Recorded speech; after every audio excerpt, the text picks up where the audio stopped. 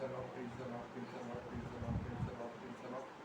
Darabani Karaba Shakala Ravana Karavana Karavandala Ravani Garabara Uravandala Ravani Barabara Barabara Paramandala Ravana Garavandala Hallelujah, hallelujah, hallelujah, hallelujah, hallelujah, hallelujah, hallelujah, hallelujah, hallelujah. धन्य जीसु धन्य जीसु धन्य जीसु धन्य जीसु धन्य जीसु धन्य प्रभु धन्य प्रभु धन्य प्रभु धन्य प्रभु धन्य प्रभु धन्य प्रभु धन्य प्रभु धन्यात्मरो पितराम धन्यात्मरो पितराम धन्यात्मरो पितराम धन्यात्मरो पितराम धन्यात्मरो पितराम इधरवनि खरवशकल रमण तरवण खरवंदल रमणि दारवंदल रम तुरवंदल रमणि बर बर बर बर बर बर बर बर वंदल रम Holy, holy, holy, holy, holy, holy, holy, holy, holy, holy, holy, holy, holy, holy, holy, holy. Holy Lord, holy Lord, holy Lord, holy Lord, holy Lord, holy Lord, holy Lord. धन्य जीसु धन्य जीसु धन्य जीसु धन्य जीसु धन्य जीसु धन्य जीसु धन्य प्रभु धन्य प्रभु धन्य प्रभु धन्य प्रभु धन्य प्रभु धन्य तुम्हारा पितराम धन्य तुम्हारा पितराम धन्य तुम्हारा पितराम धन्य तुम्हारा पितराम धन्य तुम्हारा पितराम ईरवत्रमणि करवशकल रमण तरवण करवंदल रमणि गिरि गिरि गिरि गिरि बर बर बर बर बर बर बर बर बर बर बर बर बर बर उरवंदल रमणि गिरि गिरि गिरि गिरि बर बर बर बर बर बर बर बर बर बर बर बर बर बर बर Hallelujah, hallelujah, hallelujah, hallelujah, hallelujah, hallelujah. धन्य जीसु धन्य जीसु धन्य जीसु धन्य जीसु धन्य जीसु धन्य जीसु धन्य जीसु धन्य जीसु धन्य जीसु धन्य जीसु धन्य प्रभु धन्य प्रभु धन्य प्रभु धन्य प्रभु धन्य प्रभु धन्य प्रभु धन्य धन्य धन्य तुम्हारा पितराम धन्यवाद ग्लोरी उदरवणि खरव शकल रवण तरवण करवंदल रवणि गिरि गिरि गिरि बर बर बर बर बर उरवंदल रवणि गिरि गिरि गिरि बर बर बर बर बर बर बर बर Hallelujah, hallelujah, hallelujah, hallelujah, hallelujah, hallelujah, hallelujah, hallelujah.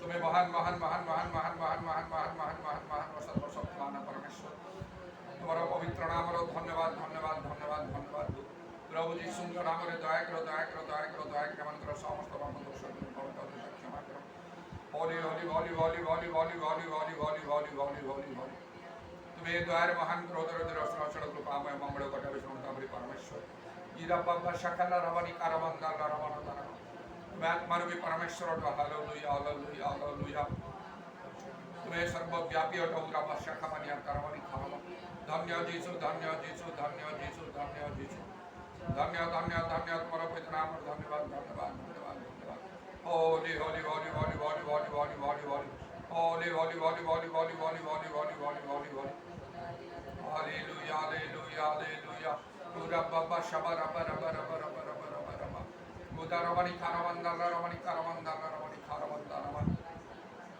jisundar hamare jisundar hamare jisundar hamare daya karo holy holy holy holy holy holy holy holy holy holy holy holy oh lord hamal shamal shamal shamal shamal shamal oh lord hamal shamal shamal shamal shamal shamal ईरवत्रमणि करवशकल रवण तरवण करवंदल धन्य तुम्हारा पितराम धन्य तुम्हारा पितराम धन्य तुम्हारा पितराम holy holy holy holy holy holy holy holy holy holy holy holy holy holy holy holy holy lord holy lord holy lord holy lord holy lord holy lord holy lord holy lord hallelujah hallelujah hallelujah praise you praise you praise you praise you praise you praise you Jesus praise you Jesus praise you Jesus praise you Jesus Glory be your name, glory be your name, glory be your name, glory be your name.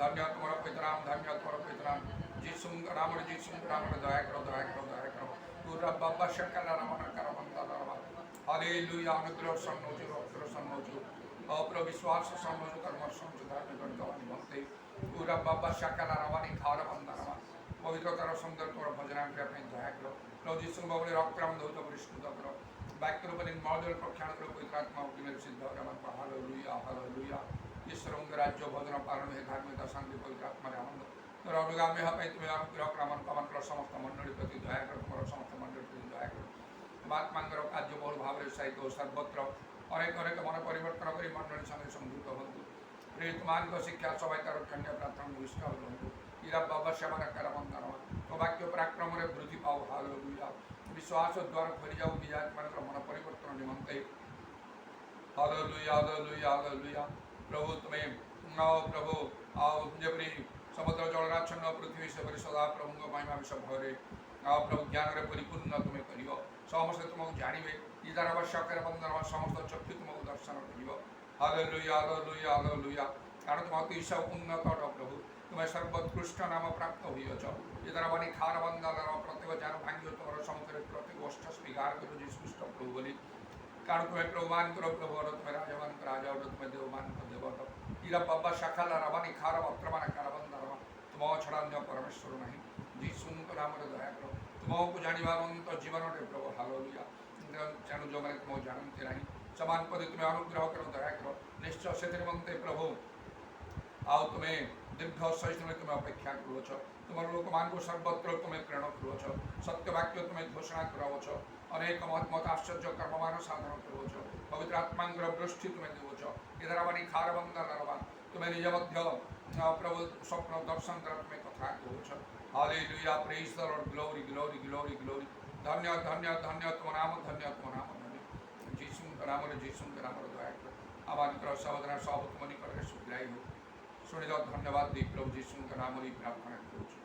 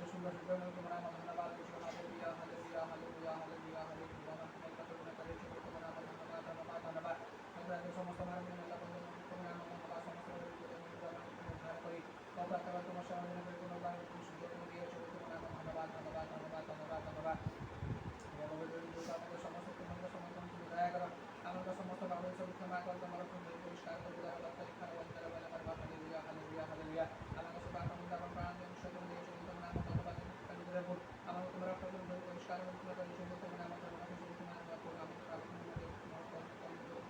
আমার ধন্যবাদ ধন্যবাদ যারা বার্তায় খারাপ আশা খারাপ অন্তরে বলে আমার বাবা হালেলুয়া তোমার ওদেরকে আমি তোমাদের এবং যোগ্য প্রস্তুত করে সাহায্য করা হালেলুয়া হালেলুয়া হালেলুয়া হালেলুয়া কারণ তোমার বাচ্চারা আমরা বসে আপনি মধ্যে আসলে মাধ্যমে বিচার করে তুমি আসলে যারা বাচ্চার খারাপ আশা খারাপ অন্তর যারা বলে হালেলুয়া হালেলুয়া ওদের করে আমি সকলের প্রস্তুত করে সাহায্য করা ও কারণ কেউ নতুন আসলে যেমন কারণ না যারা বাচ্চার খারাপ আশা খারাপ অন্তর বলে হালেলুয়া ও করে আমাদের কিছু শুরু করা শুরু করবো আমি যখন যোগ্য প্রস্তুত করে রাখি ভাই কোনো সাহায্য করা হালেলুয়া হালেলুয়া হালেলুয়া সকলে তোমার বাকি আমাদের বিস্তৃত করে তুমি সাহায্য করা পুরা বর্ষা খারাপ তারি খারাপ অন্তরে বেলা বার হালের সমস্ত মনে করবো অন্তর্গত দিয়ে আমাদের বলি প্রেম করে তুমি সাহায্য করা হালেলুয়া হালেলুয়া তুমি তো তোমার সুসংবাদে থাকিয়ে তুমি দিয়েছ এবং যাহা নদী আমি বাকি সব সবল করি তাকে তুমি পালন করে তুমি দয়া করো আমার তোমাদের বাক্যগুলো অনেক অনেক দূর বিষয়গুলো সব তুমি রাখিয়েছ তুমি দ্বারা বর্ষা খারাপ তারি খারাপ অন্তরে বেলা বার হালেলুয়া তুমি সবশেষ সব রাখবো আমি হৃদয় গ্রহণ করে তুমি সাহায্য করা হালেলুয়া হালেলুয়া এবং তোমাদের যেগুলো আমি যাহা ভবিষ্যৎ আমি পূর্ণ করে দয়া করো উদারা বাত্তারি খারাপ আশা খারাপ অন্তরে বলে বার hallelujah hallelujah hallelujah hallelujah hallelujah ও কার রব ও ছোট মনে আমি সব রব আমার রব ক্ষেত্রে রব তোমার রব ও দূরে রক্ষী রব উদারা বাত্তারি খারাপ আশা খারাপ অন্তরে বলে বার হালেলুয়া হালেলুয়া অনেক অনেক পুরস্কার মধ্যে পাইব আমি সেই বঞ্চিত হব উদারা বাবা বানি দ্বারা বাসা খারাপ বাত্তারি খারাপ অন্তরে বলে বার হালেলুয়া হালেলুয়া হালেলুয়া ও তোমাদের ছোট ছোট বিষয়গুলো তোমাদের যেতে আমি ও তারপর আমি যদি ঈশ্বর দাঁড়িয়ে পারি সাহায্য করা হালেলুয়া হালেলুয়া এবং কৌশল বিষয় আমি যুক্ত করে সাহায্য করা উদারা বাসা খারাপ অন্তরে বলে বার হালেলুয়া হালেলুয়া হালেলুয়া হালেলুয়া অবসর করে এবং বাকি সমস্ত বাকি আমি জানি তুমি দয়া করা এবং ভয় করে মধ্যে সম্পদ আমি জীবনে কাটিয়ে সাহায্য করা উদারা বাত্তারি খারাপ আশা খারাপ অন্তরে বলে বার হালেলুয়া আমার সমস্ত বংশের মধ্যে দেখা বলতে ধন্যবাদ উদারা বাত্তারি খারাপ আশা খারাপ অন্তরে বলে বার হালেলুয়া মানুষের বাইরে করে দেখলে মধ্যে মাত্রা পদের করে যদি আমি করি অন্তর যদি আমি করি দয়া করা উদারা বাত্তারি খারাপ আশা খারাপ অন্তরে বলে বার হালেলুয়া এবং তোমার যোগ্য মধ্যে রব পাত্র মধ্যে সাহায্য করা হালেলুয়া হালেলুয়া হালেলুয়া ও সম্প্রদায় যদি আমার জীবন পাইব আমি যদি সেই করে তোমার থাকি তুমি যে সমর্পণ করে দয়া করা উদারা বাত্তারি খারাপ আশা খারাপ অন্তরে বলে বার হালেলুয়া হালেলুয়া হালেলুয়া ও তুমি যাহা প্রদান করছো ও সেই করে আমি যে করি প্রভু তোমার থাকি আনন্দ করে তুমি সাহায্য করা হালেলুয়া হালেলুয়া ও কারণ করে বাক্য রব সর্বপ্রকার পরিস্থিতি আনন্দ করিয়া ভাই উদারা বাত্তারি খারাপ আশা খারাপ অন্তরে বলে বার হালেলুয়া হালেলুয়া ওদের প্রতি করে যেতে প্রভু পরিস্থিতি যেতে প্রতিকূলের মধ্যে সেখানে যে আমি তোমার আনন্দ করে তুমি সাহায্য করা হালেলুয়া হালেলুয়া এবং সমস্ত নির্ভর করে তুমি সাহায্য করা উদারা বাত্তারি খারাপ আশা খারাপ অন্তরে বলে বার hallelujah hallelujah hallelujah hallelujah hallelujah এবং প্রভু আমার কন্টিনি করি তোমার সেই প্রভু আজকে প্রেম সর্বদা আমি প্রেম করি দয়া করা উদারা বাত্তারি খারাপ আশা খারাপ অন্তরে বলে বার হালেলুয়া ভগবান প্রভু হালেলুয়া প্রভু আমাকে দিব আমার কষ্ট সামনে পৌঁছাই দেব উদারা বাত্তারি খারাপ আশা খারাপ অন্তরে বলে বার হালেলুয়া এবং আমার কথা প্রতি ভয় করাবো উদারা বাবা নিদারা বা শাখারা বন্দারা বলে বার হালেলুয়া তারিখ সর্বদা আজকে প্রভু আমি স্মরণ করিব এবং সেটা সেই প্রেম তোমার দৃষ্টি করে তুমি সাহায্য করা হালেলুয়া হালেলুয়া অপূর্ব করে আমরা তোমার উদ্যোগ দিল ও সেই সর্বদা সেই উদ্যোগ করে আমার লেখা তুমি সাহায্য করো উদারা বা শাখারা বন্দারা বলে বার hallelujah hallelujah hallelujah hallelujah hallelujah hallelujah অপূর্ব নাম ধন্যবাদ ধন্যবাদ ধন্যবাদ ধন্যবাদ ধন্যবাদ আমার কথা সমস্ত বিশ্বসীমায় মধ্যে তোমার সমর্থন করে দয়া করা অত্যন্ত ধারণ করে যাহা যাকে বসে সমস্ত সুযোগ জানিছ সমস্ত প্রভু তোমার আজীবনিক প্রভু প্রথমে অন্বেষণ সাহায্য করা তোমার সমস্ত প্রভু প্রভু সংসদ সমস্ত প্রদান দেবা এবং তোমার এই বছর যেন অতি সেইগুলি আপনার সমস্ত প্রদান তুমি করো দ্বারা বা শাখা দ্বারা বলা হালেলুয়া আজের মধ্যে যাহা বাক্য সকল রখিছ সেই বাক্য অনুসারে যেগুলি আমরা জানি পারিব এবং লেখি পারিব এবং নিজের পরিষ্কৃত মধ্যে করে সাহায্য করা হালেলুয়া হালেলুয়া প্রত্যেক মধ্যে তুমি দিবা আশা করে সহায়তা পরমেশ্বর সমস্ত বিষয় আপনার তুমি শুনে হচ্ছ উত্তর করে লেগে হচ্ছ তোমার আমার ধন্যবাদী তার কথা শুনতে মধ্যে হচ্ছে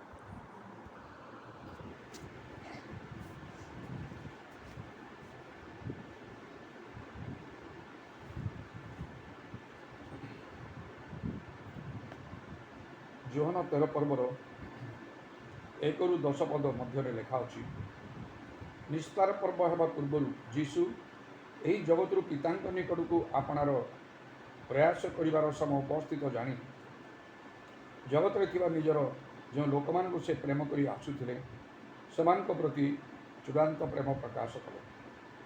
ଆଉ ରାତ୍ରିଭୋଜ ସମୟରେ ଯେତେବେଳେ ଶୟତାନ ସିମୋନର ପୁତ୍ର ଇସ୍କାରିଓତୀୟ ଜିହୁଦାର ହୃଦୟରେ ଯୀଶୁଙ୍କୁ ଶତ୍ରୁ ହସ୍ତରେ ସମର୍ପଣ କରିବା ନିମନ୍ତେ ସଂକଳ୍ପ ଜାତ କରି ସାରିଥିଲା, ସେତେବେଳେ ପିତା ଯେ ତାହାଙ୍କ ହସ୍ତରେ ସମସ୍ତ ବିଷୟ ସମର୍ପଣ କରିଅଛନ୍ତି ଓ ସେ ଯେ ଈଶ୍ୱରଙ୍କ ନିକଟରୁ ଆସିଅଛନ୍ତି ପୁଣି ଈଶ୍ୱରଙ୍କ ନିକଟକୁ ଯାଉଅଛନ୍ତି, ଏହା ଜାଣି ସେ ଭୋଜନ ଆସନରୁ ଉଠି ଆପଣାର ବସ୍ତ୍ର କାଢ଼ିଦେଇ ଗୋଟିଏ ଗାମୁଛା ଘେନି ଆପଣାର ଗଟି ବନ୍ଧନ କଲେ। ତତ୍ପରେ ସେ ପାତ୍ରରେ ଜଳ ଢାଳିଲେ, ପୁଣି ଶିଷ୍ୟମାନଙ୍କ ପାଦ ଧୋଇ ଦେଇ ଆପଣା କଟିରେ ବନ୍ଧା ହୋଇଥିବା ଗାମୁଛାରେ ପୋଛିବାକୁ ଲାଗିଲେ। କ୍ରମେ ସେ ସିମୋନ ପିତରଙ୍କ ନିକଟକୁ ଆସିଲେ। ସେ ତାଙ୍କୁ କହିଲେ, ପ୍ରଭୁ, ଆପଣ ମୋର ପାଦ ଧୋଇ ଦେଉଅଛନ୍ତି? ଯୀଶୁ ତାଙ୍କୁ ଉତ୍ତର ଦେଲେ, ମୁଁ ଯାହା କରୁଅଛି ତାହା ତୁମ୍ଭେ ଏବେ ଜାଣୁନା, କିନ୍ତୁ ପରେ ବୁଝିବ। ପିତର ତାହାଙ୍କୁ କହିଲେ, ଆପଣ କଦାପି କେବେ ହିଁ ମୋର ପାଦ ଧୋଇଦେବେ ନାହିଁ। ଯୀଶୁ ତାଙ୍କୁ ଉତ୍ତର ଦେଲେ, ଯଦି ମୁଁ ତୁମକୁ ଧୌତ ନ କରେ ତାହେଲେ ମୋ ସହିତ ତୁମର କୌଣସି ଅଂଶ ନାହିଁ। ସିମୋନ ପିତର ତାଙ୍କୁ କହିଲେ, ପ୍ରଭୁ, କେବଳ ମୋର ପାଦ ନୁହେଁ, ମାତ୍ର ମୋହର ବସ୍ତ୍ର ଓ ମସ୍ତକ ମଧ୍ୟ। ଯୀଶୁ ତାଙ୍କୁ କହିଲେ, ଯେ ସ୍ନାନ କରିଅଛି ତାହାର ପାଦ ଧୋଇବା ବିନା ଆଉ କିଛି ପ୍ରୟୋଜନ ନାହିଁ। ସେ ପ୍ରକୃତିରେ ଶୁଚି। ତୁମ୍ଭେମାନେ ଶୁଚି ଅଟ, କିନ୍ତୁ ସମସ୍ତେ ନୁହଁ। ଗୋଟିଏ ବିଶେଷ କାର୍ଯ୍ୟ ପ୍ରଭୁ ଯୀଶୁ ତାଙ୍କ ଶିଷ୍ୟମାନଙ୍କ ପ୍ରତି କଲେ, ଆଉ ତଦ୍ୱାରା ସେ ତାଙ୍କର ଚୂଡ଼ାନ୍ତ ବା ସମସ୍ତ ଗଭୀର ଆଉ ସର୍ବୋତ୍କୃଷ୍ଟ ପ୍ରେମକୁ ସେ ପ୍ରକାଶ କଲେ। ସେ ଆଉ ମନୁଷ୍ୟ ରୂପେ ଦେଖାଗଲେ, ଦାସ ରୂପ ସେ ଧାରଣ କଲେ, ଯେଉଁ ଲେଖା ଅଛି। ଏଇଠି ପ୍ରକୃତିରେ ସେପରି ସେ ଦାସ ଭାବରେ ଦେଖାଯାଉଛନ୍ତି। ପାଦ ଧୋଇବା, କେବେ ବଡ଼ମାନେ ଛୋଟମାନଙ୍କର ପାଦ ଧୁଅନ୍ତି ନାହିଁ, ତାହା ଛୋଟମାନେ ବା ଦାସ ଦାସୀମାନଙ୍କର କାର୍ଯ୍ୟ। ଆଉ ପ୍ରଭୁ ଯୀଶୁ ନିଜେ ସେ ଈଶ୍ୱର ରୂପୀ ହେଲେ ମଧ୍ୟ ସେ ମନୁଷ୍ୟ ରୂପରେ ଦେଖାଗଲେ, ଦାସ ରୂପ ଧାରଣ କରି ତାଙ୍କ ଶିଷ୍ୟମାନଙ୍କର ପାଦ ସେ ଧୋଇଦେଲେ, ଆଉ ତାଙ୍କର ସେ ସର୍ବୋତ୍କୃଷ୍ଟ ପ୍ରେମ ସେଇଠି ସେ ପ୍ରକାଶ କଲେ। କିନ୍ତୁ ତାହା ନିଶ୍ଚୟ ସେମାନେ ବୁଝିପାରିଲି ନଥିଲେ ସେତେବେଳେ ତାହା କ'ଣ। ଆଉ କିନ୍ତୁ ପ୍ରଭୁ ଯୀଶୁ ଗୋଟିଏ କଥା ସେ କହିଲେ, ଆଉ ପରେ ଆଉ ପ୍ରଭୁ ଓ ଗୁରୁ ଯେ ମୁଁ, 14 ପଦ ଲେଖାଛି, ଅତଏବ ପ୍ରଭୁ ଓ ଗୁରୁ ଯେ ମୁଁ ଯଦି ତୁମମାନଙ୍କର ପାଦ ଧୋଇ ଦେଇଅଛି, ତେବେ ତୁମମାନଙ୍କର ମଧ୍ୟ ପରସ୍ପରର ପାଦ ଧୋଇବା କର୍ତ୍ତବ୍ୟ। ଆଉ 15 ପଦରେ ଲେଖାଉଛି, କାରଣ ତୁମମାନଙ୍କ ପ୍ରତି ମୁଁ ଯେପରି କରିଅଛି ତୁମମାନେ ମଧ୍ୟ ଯେ ସେପରି କର, ଏଥିରେ ମଧ୍ୟ ମୁଁ ତୁମମାନଙ୍କୁ ଗୋଟିଏ ଆଦର୍ଶ ଦେଖାଇଅଛି। ଆଉ ପ୍ରଭୁ ଯୀଶୁ ସେଦିନ ଗୋଟିଏ ଆଦର୍ଶ ଦେଖିଲେ, ଆଉ ସେହିପରି ଭାବରେ ଆମମାନଙ୍କର ମଧ୍ୟ କରିବା କର୍ତ୍ତବ୍ୟ ଆଉ ରହିଛି। ତେବେ ଏଠି ଗୋଟେ ବିଶେଷ କଥା ହେଲା, ସେତେବେଳେ ସେମାନେ ତାହା ବୁଝିପାରିଲେ ନାହିଁ। ପ୍ରଭୁ ଯୀଶୁ କହିଲେ, ଆଉ ମୁଁ ଯାହା ବର୍ତ୍ତମାନ କରୁଅଛି ତାହା ତୁମ୍ଭେ ଏବେ ଜାଣୁନାହ, କିନ୍ତୁ ପରେ ବୁଝିବ। ଅର୍ଥ, ଆଉ ଯଦି ଯୀଶୁ ସେମାନଙ୍କର ପାଦ ଧୋଇ ଦେଇନଥାନ୍ତେ, ତାହେଲେ ପିତର ଯେତେବେଳେ ତାଙ୍କୁ ମନା କଲେ, ମୋର ଆପଣ ପାଦ ଧୋଇ ପାରିବେ ନାହିଁ, ତାହେଲେ ମୋ ସହିତ ତୁମର ଆଉ କୌଣସି ଅଂଶ ନାହିଁ। ପିତରଙ୍କୁ ଏଇ କଥା କୁହାଇଥିଲା। ତେଣୁ ଯଦି ସେଦିନ ପିତରଙ୍କର ପାଦ ଧୁଆ ହେଇନଥାନ୍ତା, ତାହେଲେ ଯୀଶୁଙ୍କ ସହିତ କୌଣସି ଅଂଶ ନଥାନ୍ତା। ପ୍ରଭୁଙ୍କର ନିୟମ ତାର ପରିବର୍ତ୍ତନ ହେବ ନାହିଁ। ସମସ୍ତେ ସେ ନିୟମ ମାନିବାକୁ ବାଧ୍ୟ। ସେଇଟା କେତେକ ନିୟମ ଅଛି, ଆଉ ତାହାକୁ ଆମର ନିଜର ସ୍ୱାଧୀନତାରେ ଦିଆହେଇନି। ହଁ, ଇଚ୍ଛା କଲେ ମୁଁ କରିବି, ନହେଲେ ନାହିଁ। କୌଣସି ପ୍ରକାର ଏପରି ଆଉ ଗୋଟେ କାରଣ ନାହିଁ ଯଦ୍ୱାରା ସେଇ ନିୟମକୁ ଆମେ ବ୍ୟତିକ୍ରମ କରିବା। ଜଗତରେ, ଦେଶରେ, ରାଜ୍ୟରେ, ସମାଜରେ କାର୍ଯ୍ୟକ୍ଷେତ୍ରରେ କାର୍ଯ୍ୟାଳୟରେ ସବୁଠାରେ ଗୋଟେ ନିୟମ ଅଛି। ସେ ନିୟମ ମାନିବାକୁ ସମସ୍ତେ ବାଧ୍ୟ। ଆଉ ନ ମାନିକି କେହି ରହିପାରିବେ ନାହିଁ। ସବୁ କ୍ଷେତ୍ରରେ ଆଉ ଲିଖିତ ଆକାରରେ ହେଉ ବା ଲିଖିତ ଆକାରରେ ନ ହେଉ, ତା'ର ଗୋଟିଏ ନୀତି ନିୟମ ଅଛି। ଯଦି କୌଣସି ଆଉ କାର୍ଯ୍ୟାଳୟକୁ ଗଲେ ତା'ର ସବୁ ନୀତି ନିୟମ ଅଛି। ଗୋଟେ ବ୍ୟାଙ୍କକୁ ଗଲେ କେମିତି ସେଠି ତା'ର କାରବାର ସବୁ ହେବ, ଯଦି ଜଣେ ସେଠି ଗୋଟେ ଆକାଉଣ୍ଟ ଖୋଲିବ ତାକୁ କ'ଣ କରିବାକୁ ହେବ ପ୍ରଥମେ, ଆଉ ସେ ଗୋଟେ ଫର୍ମ ସବୁ ପୂର୍ଣ୍ଣ କରି ଯାହା ଡକ୍ୟୁମେଣ୍ଟସର ଆବଶ୍ୟକ ସେଗୁଡ଼ାକ ତାକୁ ଦେଇ କିଛି ମିନିମମ୍ ପଇସା ଦେଇ ସେଟା ଖୋଲିବାକୁ ହେବ। କେହି ଜଣେ ସାକ୍ଷୀ ରହିବାକୁ ହେବ। ଜଣେ କହିବ ନାଇଁ ନାଇଁ ମୋର ଏସବୁ ଦରକାର ନାହିଁ, ଖାଲି ମୋର ଆଉ ଗୋଟେ ପାସବୁକ୍ ମୋତେ ଦେଇଦିଅ, ମୋର କେତେ ପଇସା ରହିଲା ମୁଁ ସେ ଅନୁସାରେ। ହେଇପାରିବନି। ସେ ସବୁ ଆପ୍ରୁଭ୍ ହେବ ଫାଇନାଲି ସେ ବ୍ୟାଙ୍କ ମ୍ୟାନେଜରଙ୍କ ଠାରେ ମଧ୍ୟ ତାଙ୍କର ସିଗ୍ନେଚର୍ ଦ୍ୱାରା। ତାପରେ ଯାଇ ଆଉ ଯାହା ତାଙ୍କର ନୀତି ନିୟମ ଅଛି ସେଇ ଅନୁସାରେ ଗୋଟିଏ ସମୟ ଥିବ 10ଟା ବେଳେ ହେଲେ ତାଙ୍କର ସେ ବ୍ୟାଙ୍କଟା ସବୁ ଅଫିସ୍ ଗୁଡ଼ା ପ୍ରାୟ ଖୋଲିଯିବ। 2ଟା ପର୍ଯ୍ୟନ୍ତ ଟ୍ରାଞ୍ଜାକ୍ସନ୍ ଚାଲୁ ରହିବ। ଜଣେ 10ଟା ପୂର୍ବରୁ ଯିବ ତାହେଲେ ବ୍ୟାଙ୍କଟା ବନ୍ଦ ଥିବ, କବାଟ ଆଉ ଖୋଲା ବି ହେଇନଥିବ। 2ଟା ପରେ ଯଦି ଜଣେ ଯିବ ତାକୁ ଆଲାଉ କରିବେ ନାହିଁ। ସେ ଯେତେ ପଇସା ଆଉ ସେ ଧରି ଆଉ ସେ ଯିବ ବା ଯେତେ ତା'ର ଜରୁରୀ ଥିଲେ ମଧ୍ୟ ଆଉ ସେ ପଇସା ବାହାର କରିପାରିବ ନାହିଁ। ଏପରି ସମସ୍ତ ବିଷୟର ନୀତି ନିୟମ ଅଛି। ଆଉ ତା'ର ଯେତେବେଳେ ବ୍ୟାଙ୍କଟା କ୍ଲୋଜ୍ ହେଇଯିବ ତାପରେ ଯେତେ ଜରୁରୀ କାର୍ଯ୍ୟ ଥିଲେ ମଧ୍ୟ ସେ ଯାଇ କରିପାରିବ ନାହିଁ। ତାପରେ ସେ ସବୁ ବନ୍ଦ ହେଇଯିବ। କେବଳ ଦରକାର ହେଲେ ସେ ଥିବ। ସେହିପରି ଭାବରେ ଆଉ ସବୁ କ୍ଷେତ୍ରରେ ଗୋଟେ ନୀତି ନିୟମ ଅଛି। ମନୁଷ୍ୟକୁ ସେ ନୀତି ନିୟମ ମାନିବାକୁ ବାଧ୍ୟ। ସ୍କୁଲ କଲେଜ ୟୁନିଭର୍ସିଟିରେ ପାଠ ପଢ଼ିଲେ ସେଇଠି ମଧ୍ୟ ସବୁ ନୀତି ନିୟମ ଅଛି। କେମିତି ଆଉ ସେ ପଢ଼ିବାକୁ ହେବ, କଲେଜରେ ପଢ଼ିବାକୁ ହେଲେ ହାଇସ୍କୁଲର ତା'ର ସାର୍ଟିଫିକେଟ୍ ପ୍ରଡ୍ୟୁସ୍ କରିବାକୁ ହେବ, ଫର୍ମ ଫିଲ୍ଅପ୍ କରିବାକୁ ହେବ, ଆଉ ତାପରେ ଆଉ ସେଲେକ୍ଟ ହେବାକୁ ହେବ, କେତେ ପଇସା ବାନ୍ଧିବାକୁ ହେବ, ଆଉ କିଛି ସବଜେକ୍ଟ ଗୁଡ଼ାକ ରହିଛି ତାକୁ ଚୁଜ୍ କରିବାକୁ ହେବ, ଆଉ କେତେ କମ୍ପଲସରି ଥିବ ସବଜେକ୍ଟ। ନାଇଁ ମୁଁ ଏଇଟା ପଢ଼ିବିନି, ହେଇପାରିବନି, ତାହେଲେ ସେ ପଢ଼ିପାରିବ ନାହିଁ। ସବୁର ନୀତି ନିୟମ ଅଛି। କେତେ ସମୟ ଯିବ କ୍ଲାସ୍ରେ, କେତେ ସମୟ ବସିବ, କ'ଣ ଚୁପଚାପ ନୀରବରେ ସେ କ୍ଲାସ୍ରେ ତାକୁ ବସିବାକୁ ହେବ। ଆଉ ଏହିପରି ଭାବରେ ଥରେ ଯେତେବେଳେ ଆଉ ସେ ହାଇସ୍କୁଲ ପଢ଼ିବା ସମୟରେ ମୁଁ କ୍ଲାସ୍ ଯିବାରେ ଟିକେ ବିଳମ୍ବ କଲି, ପିଲାମାନେ ସମସ୍ତେ ବସିଛନ୍ତି। ଆଉ ମୁଁ ଯେତେବେଳେ ଯାଇକି ଦ୍ୱାର ସାମନାରେ ପହଞ୍ଚିଗଲି କ୍ଲାସ୍ ଅଲରେଡ଼ି ଆରମ୍ଭ ହୋଇଯାଇଛି। ଆଉ କିନ୍ତୁ ଯେତେବେଳେ ସେ ଟିଚର୍ ଭିତରେ ଅଛନ୍ତି ସେ ମୋତେ ଜାଣନ୍ତି, ମୁଁ ଜାଣେ, କାରଣ ମୁଁ ସେଇ କ୍ଲାସ୍ରେ ପଢ଼େ। ସେ ମଧ୍ୟ ଆସନ୍ତି, ପିଲାଙ୍କୁ ଜାଣନ୍ତି। କିନ୍ତୁ ମୋତେ ଦେଖୁ ଦେଖୁ ପ୍ରଶ୍ନ କଲେ, ଭିତରକୁ ଆସିବା ପାଇଁ ଦେଲେ ନାହିଁ, ଯିବାକୁ ଦେଲେ ନାହିଁ। ହୁ ଆର୍ ୟୁ ବୋଲି ସେ ପଚାରିଲେ ମୋତେ, ତୁମେ କିଏ? ମୁଁ କହିଲି ଆଇ ଏମ୍ ଏ ଷ୍ଟୁଡେଣ୍ଟ, ମୁଁ ଜଣେ ଛାତ୍ର। କ'ଣ ତାଙ୍କର ମନ ହେଲା, ତାଙ୍କ ମନ ବଦଳିଗଲା। ତାପରେ ଗେଟିନ୍ ଭିତରକୁ ଆସ କହିଲେ। ପରେ ସେ ମୁଁ ବସିଗଲା ପରେ ସବୁ ପିଲା ଅଛନ୍ତି ପଚାରିଲେ, ତମେ କ'ଣ ଖ୍ରୀଷ୍ଟିଆନ? ମୁଁ କହିଲି ହଁ ସାର୍। ଠିଆ ହେଇକି କହିଲି ହଁ ସାର୍। କହିଲେ ସମସ୍ତଙ୍କର ଖ୍ରୀଷ୍ଟିଆନ ପିଲାଟା, ତେଣୁକରି ଆଉ ତା'ର ଏତେ ଭଲ ବ୍ୟବହାର ରହିଛି। ଆଉ ସେ କେମିତି, ଯେତେବେଳେ ମୁଁ ତାକୁ ପଚାରିଲି ସେ ଆଉ ସେ ଠିଆ ହେଲା ସାବଧାନ ପୋଜିସନ୍ରେ, ଚୁପଚାପ ଭାବରେ ଠିଆ ହେଲା। ଯାହା ମୁଁ ପଚାରିଲି ତା'ର ସେତିକି କଥା ଉତ୍ତର ଦେଲା। ସମସ୍ତଙ୍କ ଆଗରେ ମୋର ଟିକେ ପ୍ରଶଂସା କରିଥିଲେ। ଏପରି ଭାବରେ ଅନେକ ସମୟରେ ମଧ୍ୟ ଆଉ ଏଇ ନିକଟରେ କନିକା ଛକ ନାହିଁ, ଆମର ସେଲ୍ଟର ଛକରେ ଗୋଟେ ଗ୍ରୋସରୀ ସପ୍ରେ ସେ ହିନ୍ଦୁ ଲୋକଟି, ଆଉ ମୁଁ ସେଠି କିଛି ଆଉ କିଣାକିଣି କରିବା ପାଇଁ ଯାଇଥିଲି। ଯେତେବେଳେ ଗୋଟେ ଚାଉଳ ବ୍ୟାଗ୍ଟା ଆଣିବାକୁ ଚାହିଁଲି, ମୁଁ କହିଲି ଆର ଦାମ୍ କେତେ? ନା ଏତିକି। ମୁଁ କହିଲି ଟିକେ ବଢ଼ିଯାଇଛି। ହଁ, ଓଜନ ଠିକ୍ ଅଛି ତ? ହଁ ସାର୍, ମୁଁ କେବେ ସେମିତି ବେଇମାନ କରିବିନି ଆପଣଙ୍କ ପ୍ରତି। ଆଉ ମୁଁ ଜାଣିଛି ଆଉ ଆପଣ କ'ଣ କାମ କରନ୍ତି। ପୁଣି ଖ୍ରୀଷ୍ଟିଆନ ଲୋକମାନେ, ଏମିତି କେତେ ଜାଗାରେ ଶୁଣି ମନ ଖୁସି ହେଲା। ଖ୍ରୀଷ୍ଟିଆନ ଲୋକମାନେ ବହୁତ ଭଲ, ଶାନ୍ତିପ୍ରିୟ ଲୋକମାନେ, କଳହ କରନ୍ତି ନାହିଁ କାହା ସାଙ୍ଗରେ। ଅନ୍ୟାନ୍ୟ ଜାତି ଧର୍ମ ବିଷୟରେ କହିଲା, ସେମାନେ ଏମିତି ସେମାନେ ସେମିତି, ମୁଁ କିଛି କହିନି। ଆଉ କେହି ଏହି ଶୁଣୁଥିଲେ, ମୁଁ ଚୁପଚାପ ହେଇକି ଥିଲି। ସେ ଯାହା ବି ହେଉ, ଯେତେ ଭଲ ହେଲେ ମଧ୍ୟ ଯେତେବେଳେ ନିୟମ ବାହାରକୁ ଗଲାବେଳେ ଆଉ ସେଥିରେ ପ୍ରତିବନ୍ଧକ ଅଛି।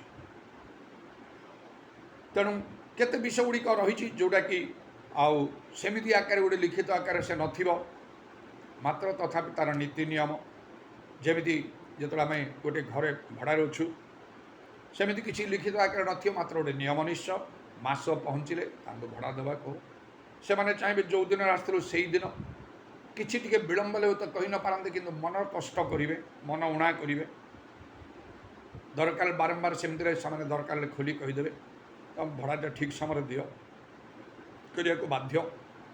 ଏପରି କେତେକ ବିଷୟ ଗୁଡ଼ିକରେ ଆମମାନେ ବନ୍ଧା ହେଇକି ଥିଲା ଭଳି ଏଇଟା ହୁଏତ 10ଟା କ'ଣ ହେଲା ବେଳକୁ ସେ ବନ୍ଦ କରିଦେବେ। ନିତାନ୍ତ କିଛି ଜରୁରୀ କାମ ଥିଲେ ଡୁପ୍ଲିକେଟ୍ ଚାବି ରଖି ଆସିବାକୁ ପଡ଼ିବ। ବାରମ୍ବାର ଯଦି ଏମିତି ବହୁତ ବିଳମ୍ବରେ ଆସିଲେ ସେମାନେ ପସନ୍ଦ କରିବେ ନାହିଁ। ଯାହାକୁ ତାହାକୁ ଘରେ ଆଣି ପୁରେଇଲେ ତାହା ବି ପସନ୍ଦ କରିବେ ନାହିଁ। ସବୁ ବିଷୟ ସେମାନେ ୱାଚ୍ କରୁଥିବେ, କେମିତି ଭାବରେ ଆମେ ଚଳୁଛୁ କ'ଣ ସବୁ। ତାଙ୍କୁ ପସନ୍ଦ ନହେଲେ ୱାର୍ଣ୍ଣିଂ ଦେଇଦେବେ। ଏଇ ବିଷୟଗୁଡ଼ାକ ଆପଣ ଦେଖନ୍ତୁ ଭଲରେ, ନହେଲେ ଘର ଛାଡ଼ିଦିଅ। ତେଣୁ ସବୁ କ୍ଷେତ୍ର ଗୋଟେ ନୀତି ନିୟମ ଯେପରି ରହିଛି, ନହେଲେ ଚଳିପାରିବନି ମଣିଷ ଏ ଦୁନିଆରେ। ଯେଉଁମାନେ ତା'ର ବ୍ୟତିକ୍ରମ କରନ୍ତି ପ୍ରଥମେ ଆଉ ସେମାନଙ୍କୁ ଲୋକ ପସନ୍ଦ କରନ୍ତି ନାହିଁ। ଦ୍ୱିତୀୟରେ ସେମାନଙ୍କ ବିରୁଦ୍ଧରେ କାର୍ଯ୍ୟାନୁଷ୍ଠାନ ଗ୍ରହଣ କରାଯାଏ।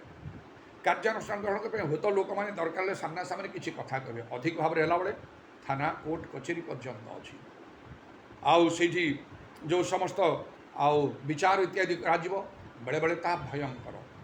କୋର୍ଟରେ ଯେତେବେଳେ ବେଳେବେଳେ ଗୋଟିଏ ଗୋଟିଏ ବିଷୟରେ ଏପରି ବିଚାର କରାଯାଏ, ରାୟ ଦିଆଯାଏ, ମୃତ୍ୟୁଦଣ୍ଡ, ଆଜୀବନ କାରାଦଣ୍ଡ। ଆଜୀବନ କାରାଦଣ୍ଡ ଗଲା, ମରିବା ସଙ୍ଗେ ସମାନ।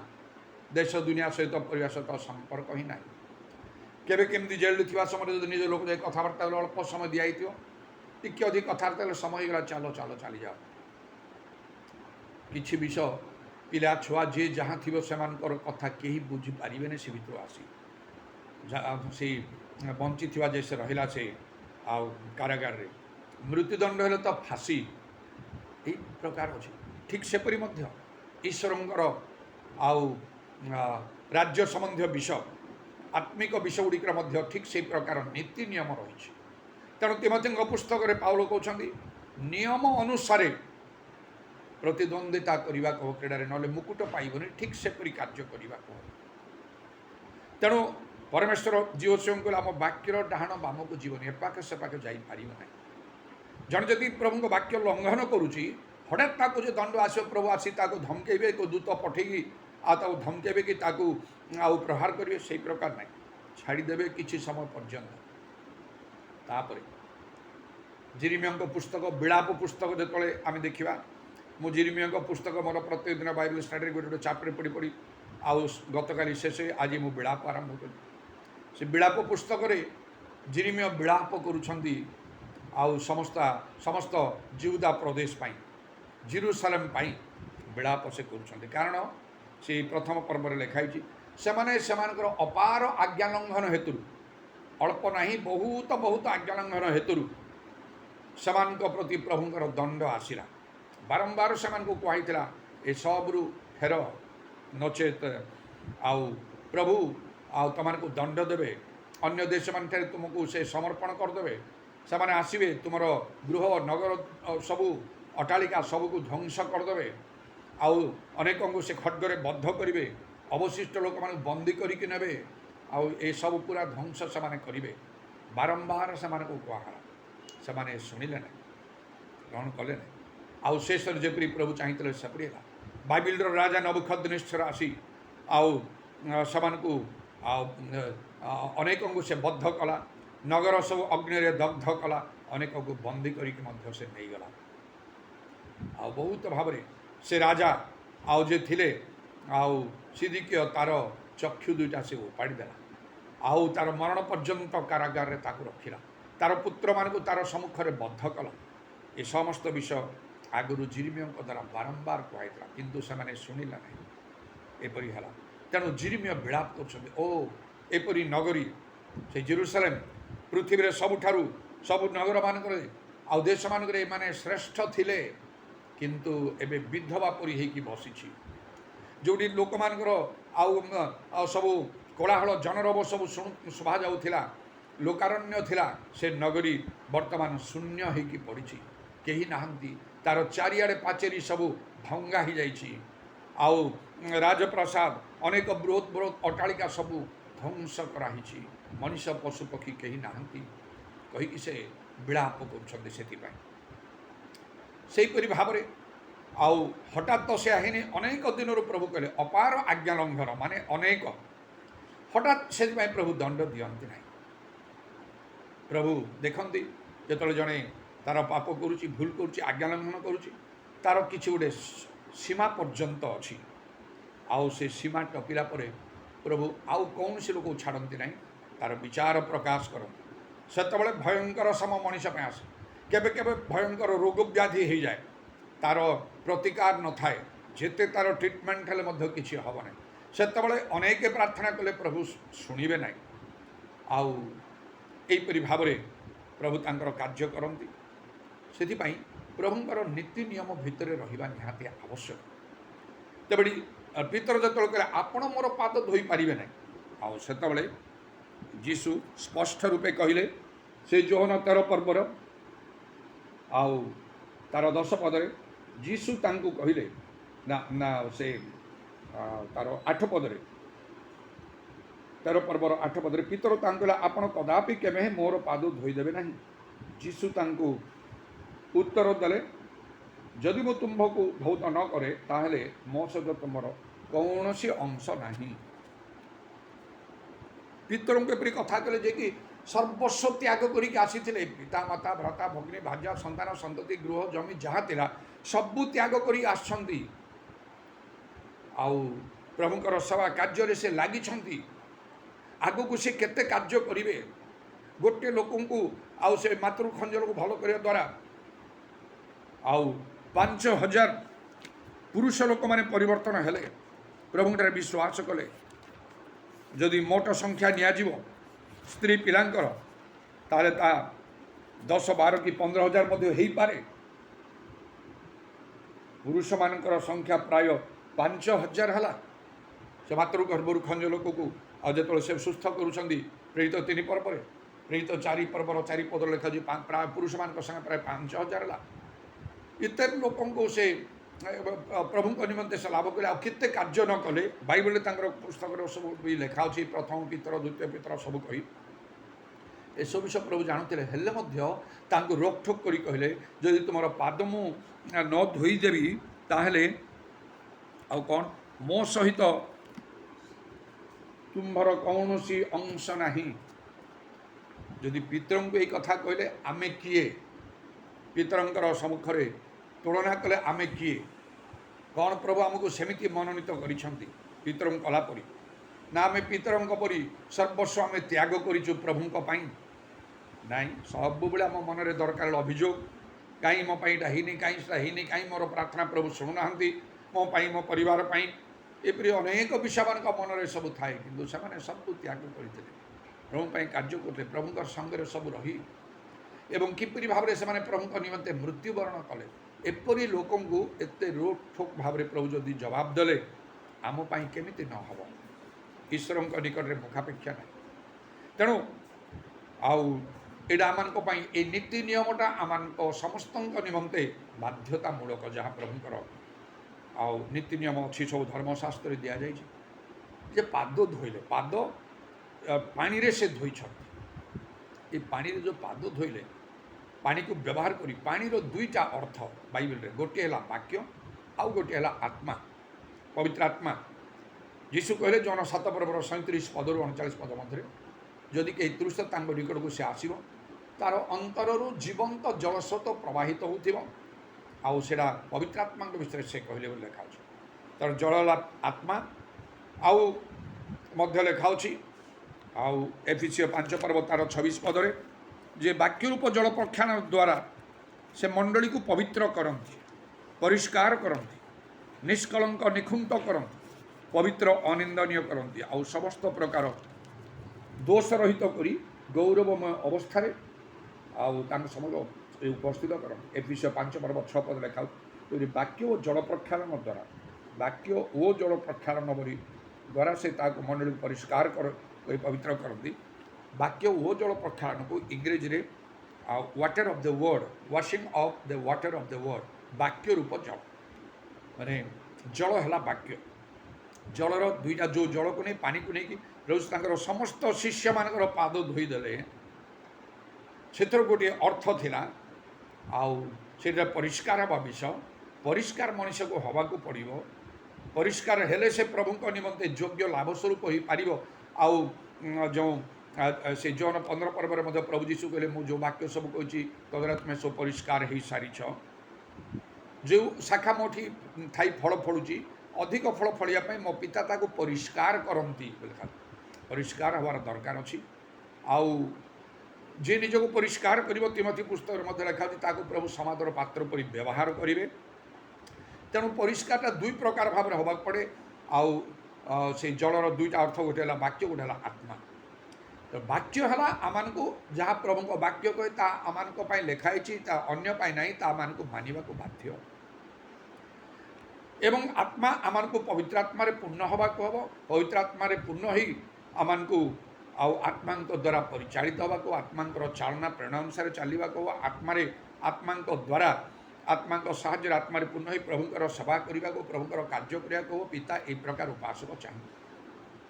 ମାତ୍ର ମାନେ ଯଦି ଆମେ ଚିନ୍ତା କରିବା, ପ୍ରକୃତରେ ଅନେକ ଖ୍ରୀଷ୍ଟିଆନ ମାନେ ମଧ୍ୟ ଗିର୍ଜା ପ୍ରାର୍ଥନା ସେବା ହେଉଛି, ମାତ୍ର ପବିତ୍ର ଆତ୍ମାଙ୍କୁ ସେମାନେ ଗ୍ରହଣ କରିନାହାନ୍ତି, ପବିତ୍ର ଆତ୍ମା ପାଇନାହାନ୍ତି, ପବିତ୍ର ଆତ୍ମାରେ ପୂର୍ଣ୍ଣ ହୁଅନ୍ତି ନାହିଁ। ଅନେକ ପବିତ୍ର ଆତ୍ମାଙ୍କର ଆଉ କାର୍ଯ୍ୟ ସେବା କାର୍ଯ୍ୟକୁ ପସନ୍ଦ କରନ୍ତି ନାହିଁ, ବିରୋଧ କରନ୍ତି।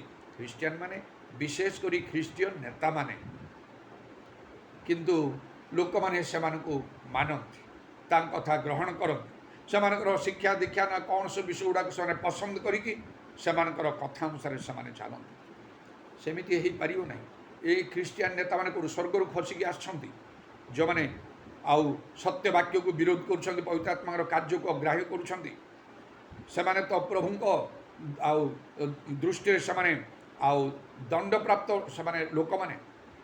ସେମାନେ ପ୍ରଭୁଙ୍କର ବିଚାରରେ ସେମାନେ ଦଣ୍ଡନୀୟ ହେବେ ଗୋଟିଏ ସମୟରେ ନିଶ୍ଚୟ। କାରଣ ପ୍ରଭୁ ଯୀଶୁ କହିଲେ, ମୁଁ ଯେଉଁ ସବୁ ବାକ୍ୟ କହିଛି ତାହା ଶେଷ ଦିନ ତାହାର ବିଚାର କରିବ। ଜୋନ 12 ପର୍ବ ତାର 48 ପଦରେ ଏହି କଥା କହିଲେ। ପିତରଙ୍କୁ ଏପରି କଥା କହୁଛନ୍ତି ପ୍ରଭୁ, ମୋ ସହିତ କିଛି ତୁମର ଅଂଶ ନାହିଁ, ତାହେଲେ ଆଉ କାହାକୁ ନ କହିବେ। ପିତର କିପରି ଜଣେ ଶ୍ରେଷ୍ଠ ବିଶିଷ୍ଟ ଲୋକ, ସେ ଜଣେ ପ୍ରେରିତ। ତେଣୁ ବିଶିଷ୍ଟ ଲୋକ ହୁଅନ୍ତୁ ବା ସାମାନ୍ୟ ଲୋକ ହୁଅନ୍ତୁ, ନିୟମ ମାନିବାକୁ ବାଧ୍ୟ, ବାକ୍ୟ ଅନୁସାରେ ଚାଲିବାକୁ ପଡ଼ିବ। ଯାହା ବାକ୍ୟ କହେ ସେ ବାକ୍ୟଟା ଗ୍ରହଣ କରିବାକୁ ହେବ। ତାହେଲେ ପ୍ରଭୁ ସେଥିରେ ସନ୍ତୁଷ୍ଟ ହେବେ, ପ୍ରଭୁ ଖୁସି ହେବେ। ତେଣୁ ସାଉଲ ଯେଉଁ ପ୍ରଥମ ରାଜା, ତାଙ୍କୁ ପରମେଶ୍ୱର ଯେତେବେଳେ ପ୍ରଭୁ ଅଗ୍ରାହ୍ୟ କଲେ, ଆଉ ସାମଲ ଭବିଷ୍ୟତ ବକ୍ତାଙ୍କ ଦ୍ୱାରା କହିଲେ, ତୁମେ ପରମେଶ୍ୱରଙ୍କର ବାକ୍ୟ ତୁଚ୍ଛ କରିଛ, ତେଣୁ ପରମେଶ୍ୱର ତୁମକୁ ତୁଚ୍ଛ କରିଛନ୍ତି ରାଜା ହେବା ପାଇଁ। ସେଇଟା ସାଂଘାତିକ ବିଷୟ। ଆହୁରି ମଧ୍ୟ ଲେଖା ହେଉଛି ହିତୋପଦେଶ 13 ପର୍ବ 13 ପଦରେ, ଯେ ପରମେଶ୍ୱରଙ୍କର ବାକ୍ୟକୁ ତୁଚ୍ଛ କରେ ସେ ଆପଣା ଉପରକୁ ବିନାଶ ଆଣେ, ମାତ୍ର ଯେ ଆଜ୍ଞାକୁ ଭୟ କରେ ସେ ପୁରସ୍କାର ପାଇବ। ତେଣୁ ପ୍ରଭୁଙ୍କ ବାକ୍ୟକୁ ଆମମାନଙ୍କୁ ମାନିବାକୁ ହେବ। ଆଉ ତାହା ପଢ଼ିବା ଶୁଣିବା ସହିତ ଭଲ ଜାଣିବା ଦରକାର, ମାତ୍ର ତାକୁ ଆମମାନଙ୍କୁ ମାନିବାକୁ, ତାହାର ଆମମାନଙ୍କୁ କର୍ମକାରୀ ହେବାକୁ ହେବ। ଯେତେ ପାରିବା ସେତିକି କଲେ ପ୍ରଭୁ ଖୁସି ହେବେ। ଯଦି କେହି 30 ଗୁଣରେ ମାନୁଛି, ସେ ପ୍ରଭୁ ଖୁସି ହେବେନି, ତାକୁ ଚାହିଁବେ ପ୍ରଭୁ ତାକୁ ଆହୁରି ଆଗକୁ ଯିବା ପାଇଁ। 60 ଗୁଣ ହେଲେ ପ୍ରଭୁ ଚାହିଁବେ 100 ଗୁଣରେ ଯିବା ପାଇଁ।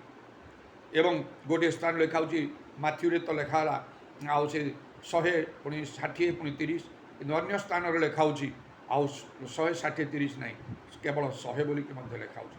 ନହେଲେ ପ୍ରଭୁ କହିବେ, କାହିଁ ତୁମେ 30 ରହିଲ, 60 କାହିଁ ଗଲ ନାହିଁ, ନଚେତ୍ ତୁମେ 100 କାହିଁ ଗଲ ନାହିଁ।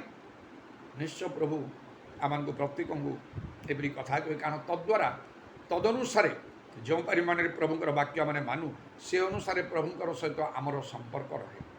ସେହି ଅନୁସାରେ ଆମମାନଙ୍କର ଆତ୍ମିକ ଜୀବନର ସ୍ତର ଉପରେ ନହେଲେ ତଳେ ହେଇକି ଥାଏ। ଯେତେ ପ୍ରଭୁଙ୍କର ବାକ୍ୟ ମାନିଲେ ସେତେ ପ୍ରଭୁ ପ୍ରାର୍ଥନା ଶୁଣନ୍ତି, ପ୍ରଭୁଙ୍କର ବାକ୍ୟ ନ ମାନିଲେ ପ୍ରଭୁ ପ୍ରାର୍ଥନା ଶୁଣନ୍ତି ନାହିଁ। ଜୋନ 15 ପର୍ବର 7 ପଦ ଅନୁସାରେ। ଏବଂ ଆଉ ଜଳର ଅନ୍ୟ ଅର୍ଥ ଯେ ଆତ୍ମା, ନିତାନ୍ତ ପ୍ରଭୁ ସମସ୍ତଙ୍କ ଉପରେ ପବିତ୍ର ଆତ୍ମାଙ୍କର ବୃଷ୍ଟି ଦେବା ପାଇଁ ପ୍ରତିଜ୍ଞା କରି ଜୋଏଲ 2 ପର୍ବ 28 ପଦ ଅନୁସାରେ ଆଉ ସେ କାର୍ଯ୍ୟ କରୁଛନ୍ତି। ପବିତ୍ର ଆତ୍ମାଙ୍କୁ ଗ୍ରହଣ କରିବାକୁ ହେବ। ବିନା ପବିତ୍ର ଆତ୍ମାରେ ପ୍ରଭୁଙ୍କର ସେବା କାର୍ଯ୍ୟ, ଧର୍ମ କର୍ମ ପ୍ରଭୁଙ୍କର ଇଚ୍ଛା ଅନୁସାରେ ସନ୍ତୋଷଜନକ ଭାବେ କରାଯାଇପାରିବ ନାହିଁ। ଏ ଦୁଇଟି ବିଷୟ ନିହାତି ଆବଶ୍ୟକ। ଗୋଟିଏ ମୁଦ୍ରାର ଦୁଇ ପାର୍ଶ୍ୱ ପରି, ବାକ୍ୟ ଏବଂ ଆତ୍ମା ବା ପବିତ୍ର ଆତ୍ମା। এই দুইটি বিষয়କୁ ଯଦି ଆମେ ଗ୍ରହଣ ନ କରୁ ଯୀଶୁଙ୍କ ସହିତ ଆମର କୌଣସି ଅଂଶ ନାହିଁ। କ'ଣ ପିତର ସେଦିନ କିଛି ବଡ଼ ଧରଣର ପାପ କରିଦେଲେ ନା ତାଙ୍କର କାର୍ଯ୍ୟ କର୍ତ୍ତବ୍ୟ ବିଷୟରେ ସେ କିଛି ଉଣା ପଡ଼ୁଥିଲେ? ସମସ୍ତ ଶିଷ୍ୟମାନେ ଯୀଶୁଙ୍କ ସହିତ ପ୍ରାର୍ଥନା କଲାବେଳେ ପ୍ରଚାର କଲାବେଳେ ସେ କ'ଣ ଶୋଇକି ରହୁଥିଲେ? ବାରମ୍ବାର ଘରକୁ ଯାଉଥିଲେ? କୌଣସି ଅଧର୍ମ ଅନ୍ୟାୟ ପାପ ଦୁର୍ନୀତି କରୁଥିଲେ ନାହିଁ। କେବଳ ପାଦ ଧୋଇବା ସମୟରେ ତାଙ୍କୁ ଗୋଟେ ସମ୍ମାନ ଦୃଷ୍ଟିରୁ ସେ କହିଲେ ପ୍ରଭୁ ଗୋଟେ କେମିତି ମୋର ପାଦ ଧୋଇବେ, କିନ୍ତୁ ସେଟା ଆତ୍ମିକ ବିଷୟ ସେ ଭିତରେ ରହିଛି। ତେଣୁ ଯେତେବେଳେ ସେ ମନା କଲେ ଆପଣ କରିପାରିବେନି ସେମିତି, ଯୀଶୁ କହିଲେ ତାହେଲେ ମୋ ସହିତ କିଛି ଅଂଶ ନାହିଁ। ଆମକୁ ପିତରଙ୍କ ପରି ହେବାକୁ ହେବ। କ'ଣ ପିତରଙ୍କ ପରି ହେବାକୁ ହେବ? ମନା କରିବାକୁ ନାହିଁ।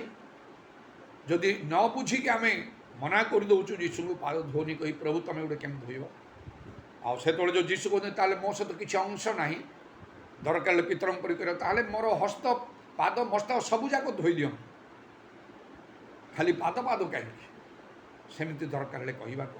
ମାତ୍ର ଯୀଶୁ କହିଲେ ଆବଶ୍ୟକ ନାହିଁ, ତୁମେ ତ ସ୍ନାନ କରିଛ ନା, ପାଦ ଧୋଇଲେ ଯଥେଷ୍ଟ ଏନା। ଆଉ କାରଣ ତୁମେ ସବୁ ସୂଚି, ମାତ୍ର ସମସ୍ତେ ସୂଚି ନୁହଁ। କିଏ? ସେ ଜିହୁଦା ଭିତରେ ସେ ଜାଣିଥିଲେ ଆମମାନଙ୍କୁ ସୂଚି ହେବାକୁ ହେବ। ବାକ୍ୟ ଏବଂ ପବିତ୍ରାତ୍ମା ଆମମାନଙ୍କୁ ସୂଚି କରିବ। ଯଦି ସୂଚି ନ ହେଉ, ପ୍ରକାଶିତ ବାକ୍ୟରେ ଲେଖା ହେଉଛି କୌଣସି ଅଶୁଚି ବିଷୟ ସେ ନଗରରେ ପ୍ରବେଶ କରିପାରିବ ନାହିଁ। ତାର ଅଶୁଚି ମାନେ ନାହିଁ ଯେ ଏମିତି ବସ୍ତ୍ର ମଳିନ ହୋଇଯାଇଛି। ଆମର ଏଇ ଯେଉଁ ଆମେ ଶରୀରରେ ଯେଉଁ ଲୁଗା ପିନ୍ଧୁଛୁ ସେଥିରେ କିଛି ବି ନାହିଁ। ଆତ୍ମିକ ବସ୍ତ୍ର କିନ୍ତୁ ମଳିନ ହେଲେ ଆଉ ସେଇଟା ପ୍ରଭୁ ଗ୍ରହଣ କରିବେ ନାହିଁ। ଆଉ ତେଣୁ ସେ ସାର୍ଦିରେ କେତେ ଲୋକମାନେ ଅଛନ୍ତି ସେମାନେ ତାଙ୍କର ବସ୍ତ୍ର ମଳିନ କରିନାହାନ୍ତି। ତେଣୁ ଯେଉଁମାନେ ମଳିନ କରିନାହାନ୍ତି ସେମାନେ ଯୋଗ୍ୟ ଶୁକ୍ଳ ବସ୍ତ୍ର ପିନ୍ଧି ଆମ ସହିତ ଗମନାଗମନ କରିବେ। ତାହେଲେ ଯେଉଁମାନେ ମଳିନ କରିଛନ୍ତି ସେମାନେ ଯୋଗ୍ୟ ହୋଇପାରିବେ ନାହିଁ।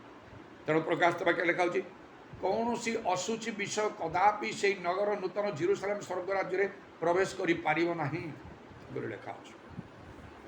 ତେଣୁ କେବଳ କିଛି କର୍ତ୍ତବ୍ୟ କର୍ମ କରିବା ଯଥେଷ୍ଟ ନୁହେଁ। ଆମକୁ ସମସ୍ତ ବାକ୍ୟ ଭିତରେ ଯିବାକୁ ଅନେକ ପରିଶ୍ରମ ମୁଁ କରୁଛି କରି ମଧ୍ୟ ଯେତେବେଳେ ମୁଁ ମଙ୍ଗଳବାର ଯିବି ଆଉ ଅନେକ ଦିନ ପର୍ଯ୍ୟନ୍ତ ଏଇ ବର୍ଷା ସମୟରେ ବିଭିନ୍ନ ସ୍ଥାନ ମୁଁ ଜାଣିନି କେତେ ଦିନ ହେବ, 15 ଦିନ ହୋଇପାରେ, 20 ଦିନ ହୋଇପାରେ। ମୋର ଇଚ୍ଛା 15-20 ଦିନ ଭିତରେ ମୁଁ ଆସିଯିବି, ବେଶୀ ସମୟ ରହିବି ନାହିଁ। କଟକରେ ମଧ୍ୟ ବହୁତ କାର୍ଯ୍ୟ ହେଉଛି, ଆଉ ଏଇ ଅନଲାଇନ୍ର କାର୍ଯ୍ୟ ମଧ୍ୟ ସବୁ ହେଉଛି। ଅବଶ୍ୟ ମୁଁ ଯେଉଁ ଭିତରେ ବର୍ତ୍ତମାନ ପ୍ରାୟ ଆଉ ଇଲେକ୍ଟ୍ରିସିଟି ସବୁଆଡ଼େ ତ ଅଛି, ତେଣୁ ରବିବାର ଦିନ ଗୁଡ଼ିକ ମୁଁ ସେଗୁଡ଼ାକରେ ଲାଇଭ୍ କରିବା ପାଇଁ ମୁଁ ଚେଷ୍ଟା କରିବି। ଅନ୍ୟାନ୍ୟ ଦିନ ଗୁଡ଼ାକର ଆଉ ଗିଜାର ଭୂତ ରେକର୍ଡ଼ିଂ କରି ମୁଁ ଯେମିତି ସବୁଦିନ କରୁଛି ଆଉ ମୁଁ ପୋଷ୍ଟ କରୁଛି ଫେସବୁକ୍ ୟୁଟ୍ୟୁବରେ ସେଇ ପ୍ରକାର ମଧ୍ୟ କରିବା ପାଇଁ ଚେଷ୍ଟା କରିବି। ତଥାପି 15-20 ଦିନ ଭିତରେ ଆସିବା ପାଇଁ ମୋର ଇଚ୍ଛା।